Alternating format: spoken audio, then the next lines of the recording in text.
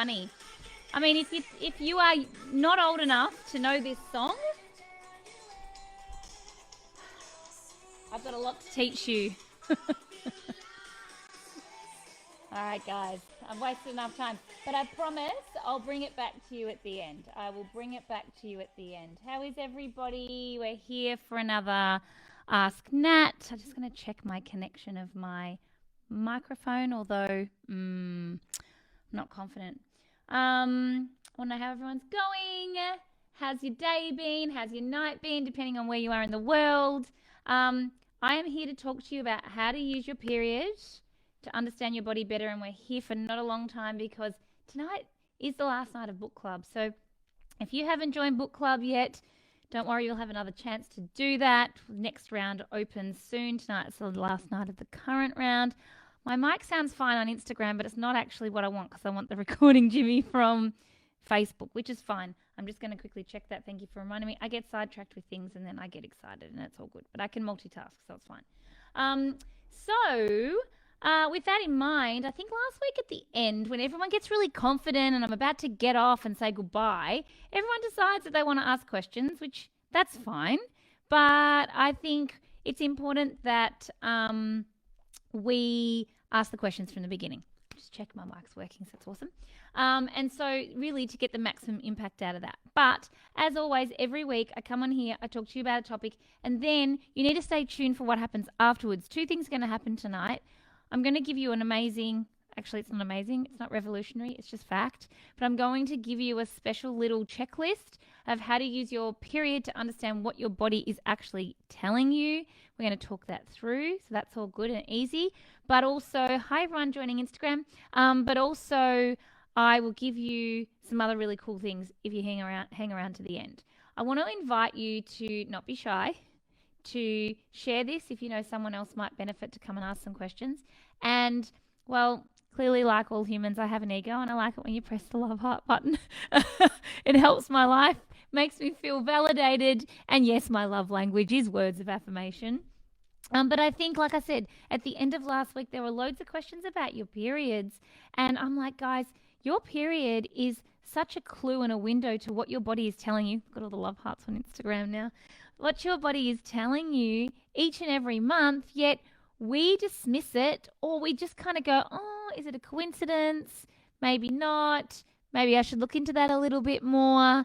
And I can't tell you how many times I see patients in the clinic that say to me, oh, I'm really not sure I'm not sure why, but this period was way better. Yet they've made all of these adjustments, or this period was way worse and they've just lived a whole month of anxiety, stress and overwhelm, bad, or poor nutrition, poor lifestyle, whatever. So I'm going to give you some clues and I'm going to talk through them really quickly, and then of course I'm going to answer questions as I always do. But how to understand or use your period to best tell you what your body is trying to communicate with you. First and foremost, is my cycle early, on time, or late? First clue, because it gives you so much information. If you're having a short cycle, usually that tells you there's not enough of something. If you're having a long cycle, it can tell you, again, there's too much of something or maybe not enough of something. And if it's on time, well, happy days, it's telling you that it's happy, right? So I think that's the first clue that you can really look at. But I would definitely be looking at short cycles, not enough. Long cycles, potentially too much. Not always the case, but just as a general clue to get started. Then you can ask yourself, is my flow heavy or is my flow light? And that can tell you so much. And in the last few weeks, we've talked a lot and we've shared some really awesome, if I may say so myself, awesome infographics that definitely talk to that. If you have a heavy flow, as a general rule, not always, but general rule, definitely indicates too much estrogen, because more estrogen, more lining, more bleeding by nature. And if you have a light flow, usually it indicates not enough. So not enough estrogen, not enough lining, not much to bleed, if that makes any sense. Then the next question you need to ask yourself is there any pain? Is there a lot of pain, no pain, or a little bit of pain? Again, can tell you some clues about what's going on. If there's a lot of inflammation, you're going to have a lot of pain. And inflammation is definitely a contributing factor when it comes to our hormones, our gut health, our body, our liver. Like there's so many clues in that. The next question you need to ask yourself, did I have any pre or post period symptoms? Now, I think we're all down with PMS. I think we understand what that is. We know that means that there's generally too much, not enough progesterone and too much estrogen, often, not always, but often. But also we can look at post-period symptoms. So we don't talk about this a lot, but a lot of women definitely experience symptoms at the end of their period, and that can tell you a lot more as well, usually from not enough or more of a deficiency when it comes to our hormones. And anything that we're experiencing pre-period can definitely tell us that there's some type of excess or often just that there's a lot of congestion in the body, I would say, as a general rule. And then the final thing I want you to ask yourself is, how have my moods and emotions and just general well-being been? And how has that been in the lead up, during, and after?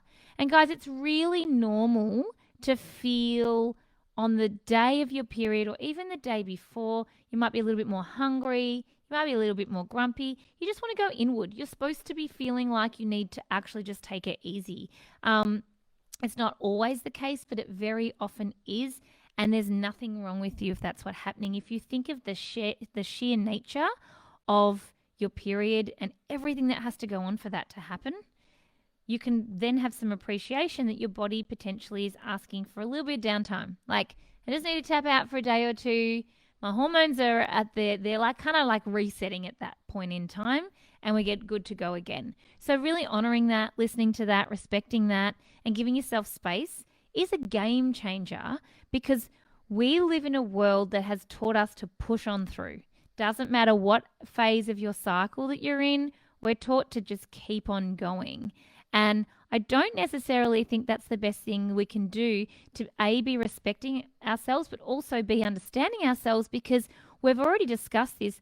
We are different on every single day of our cycles. Unlike men who work on a 24-hour body clock, we also do that, but we work within the next cycle, which is actually a 28-day or a roughly thereabouts a monthly cycle. And so if you can appreciate that, let's say in a perfect world, you're living with a 28-day cycle, you are different 28 days. So it means that you're only the same, you're only living out really the same day hormonally 12 times a year, because you're only really going to be cycle day one, typically, on average, 12 times a year. So can you appreciate that every day is different to the next, which means 1 month you crave broccoli, one day you crave broccoli, and the next day you need sugar. So that's not abnormal. In fact, that's actually your body adjusting to the ebbs and flows of your hormones and what your body's trying to tell you. Now, I'm not here for a long time tonight because, as I said to you, we have book club. But if you do have some questions that you want to ask, then now is your chance to do that. And I promise I'll share with you an awesome infographic once I've finished book club tonight that will help you to understand, or just to create some prompts. I can't give everybody the answers, obviously, on a Facebook and an Instagram live. I would love to, but really it's about me empowering you to create curiosity to then go and put steps in place to understand your body better. And truly what I actually want to do in your life and in my patients' lives is become insignificant. Thanks, Jenna. Jenna said very informative. I want to become insignificant because I want to empower you to have the information to move forward, to be curious, to explore, and to get answers. It doesn't mean I'm not here to help, but I just want to be the prompt, and I want to be the person that helps you to be able to do that. But really, a lot of the answers lie within you. So it is about being curious, exploring, asking questions, having obviously the right advice. And I think the right advice really comes from us sitting within the feelings, the emotions, and the questions and the curiosities that we have. And then that allows us to move forward. So hang around tonight. A little bit later, I will share that graphic once I've finished book club, which I'm really excited to have our last session of book club. And if you did miss out, don't stress. You can come and join the next intake will start next week, and we won't kick off the next book club for around 4 weeks, but we totally teach you about your body and everything that you need to know, again, to become curious and for me to become insignificant, because you've got everything that you know. Okay, so Alex is asking, why do I waking at 3 most nights? Okay, guys, you absolutely need to do a couple of things here. if you're not subscribed to my subscriber list, and I know it's annoying because you're like, oh gosh, another email, but I shared 2 weeks ago a body clock of what it means if you're waking at certain times, or you've got peak times throughout the day where you're noticing certain symptoms, or you're experiencing certain symptoms. And if you want to go and do that, you just go to natkringoudis.com. It says it there, let's be friends, and you can subscribe, because I shared a really awesome infographic. And well, if you're not subscribed, you don't have it. But we did talk about, I'm just putting that natkringoudis.com. Oh, it's not AU, it's .com. I'm just sharing this on Facebook. But if you are curious, if you're on Instagram, the link is in my bio to my website. But it really has a lot to do with your liver if you're waking between the hours of 1 and 3. And Alex, if you're curious about that, I think it's not last week, but the week before. Pretty sure that's when it was. If you go back to 2 weeks ago's lives, we really dived into this and we talked a lot about what that meant. So that might be useful for you to have a look at. But like I said, natkringoudis.com. If you go and check out there, you can subscribe and make sure you don't miss these essential and really fun facts that help you understand your body better. That's what we're here for. I can see some other questions on Instagram. I just want to have a look. Do severe sugar cravings what do they mean when you're premenstrual? So, I mean, our body probably needs a little bit more carbohydrate, and we can definitely disassociate or misread what our body's telling us at that time. And I'd say you probably need some more carbs. And then we look at carbs and go, I just need to eat some bread. Well, maybe not. Broccoli is carbohydrate as well. So is sweet potato. Like it's not necessarily grabbing the loaf of Tip Top and hoeing it down. I would always encourage you to get the best quality of whatever it is that your body is asking for. So if that is sugar, let's say, and you think it's sugar, first of all, ask yourself, is it carbohydrate? Second of all, then what is my best options? And have a big plate of veggies and see what you're left with. And if you're still craving sugar after that, then sometimes it's actually about just doing what your body's asking you to do. And there's no judgment here. I've definitely gone on the record and said, I don't think they make them anymore, but like once a year, I used to crave the Marvelous Creation chocolate with the popping candy and all the like chewy raspberry bits in it. And I've made a lot of jokes out of that. I don't think they make them anymore. But it's okay sometimes to also just at some point go, you know what, I surrender. I totally surrender. I don't do this every day, but I actually am feeling it today. But usually I would say you're probably craving carbohydrate.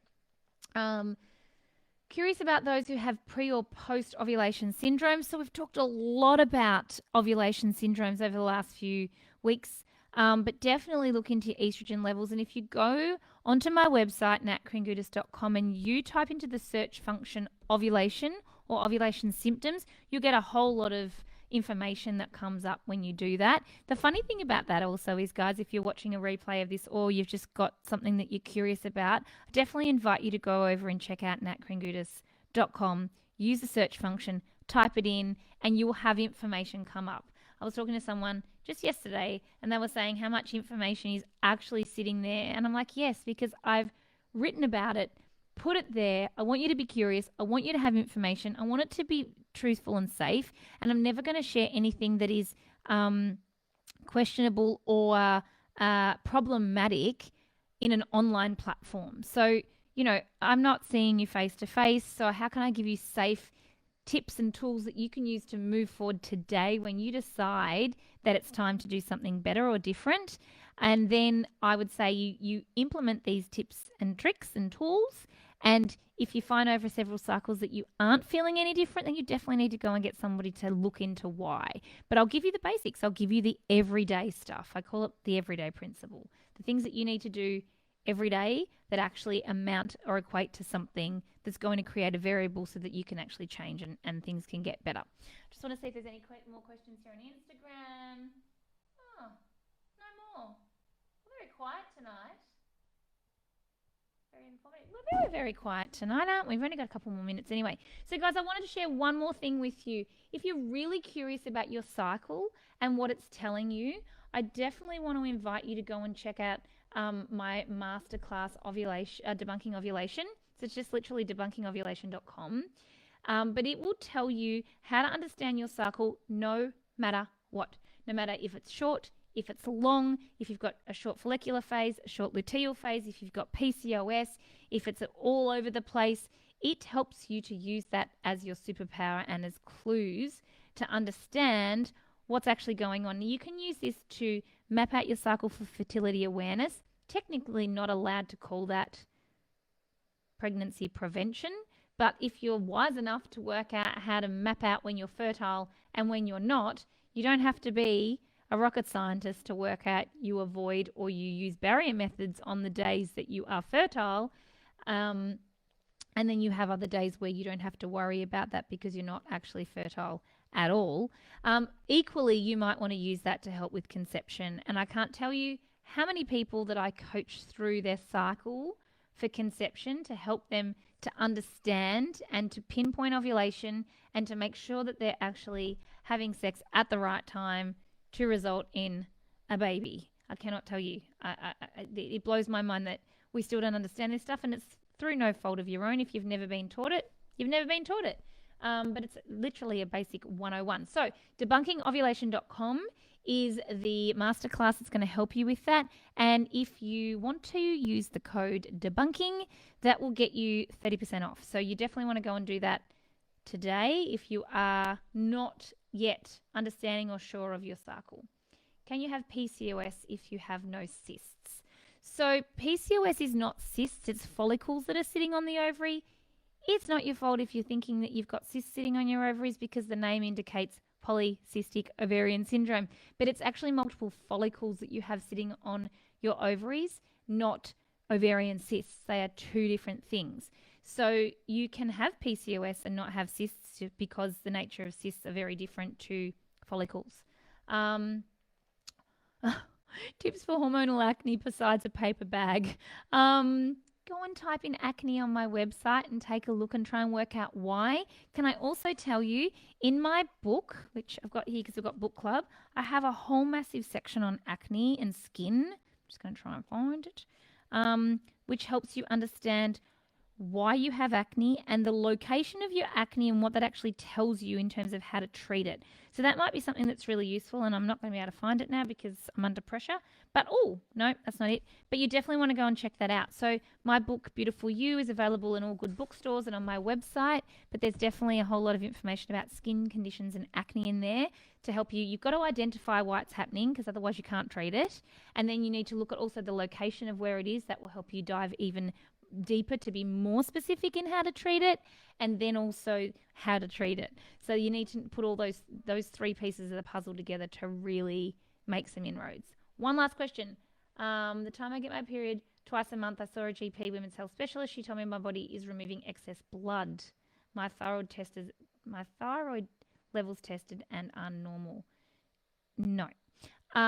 So this can be really tricky. It's not your GP's fault, but it's definitely not their specialist area if they don't specialize in hormones. And typically where we fall through the cracks, I think, as women, we need to be seeing someone who specializes in hormones, whether that's some type of integrative gynecologist, obstetrician, someone that really understands hormones as a provider, but absolutely not. And also with thyroid would be one of the most unread or misread test results going, I have to say. But also if there's been recent weight loss, recent stress, and changes, that can be a reason that you're getting frequent cycles. But very, very ill cycles are not even necessarily a cycle, just frequent bleeds. But I would say I see this often. It's very much thyroid related usually. And you don't want your thyroid to just be within range because the range is actually really huge. You want your thyroid to be optimal. And so this is where having someone that really understands thyroid health can absolutely help you.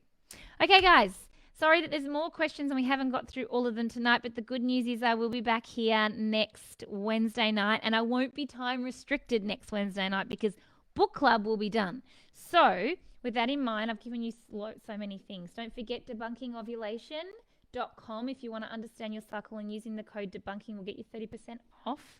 To go and search my website if you need more information, to share this with a friend if it's going to help, and to hang around for that graphic that I'm going to share for you guys to really help you understand your body better. I'm excited for all of that for you guys. I'm going to see, do I have more music? Let's see. I do. I'll see you next week, guys. You're welcome. Thank you.